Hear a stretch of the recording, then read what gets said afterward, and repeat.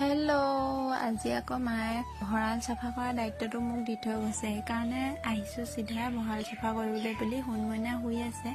এয়া চাবিটো লৈ খুলি লৈছোঁ প্ৰথমতে, তাৰপিছত আপোনালোকক আমাৰ ভঁৰালৰ ভিতৰখন দেখাম দেই আজি অকণমান। এইফালে দেখিছেনি ভঁৰালৰ ভিতৰত এফালে আছে ধান, মানে নমৰা ধান, এফালে মাৰি থোৱা আছে মেচিনত মৰা ধান আছে।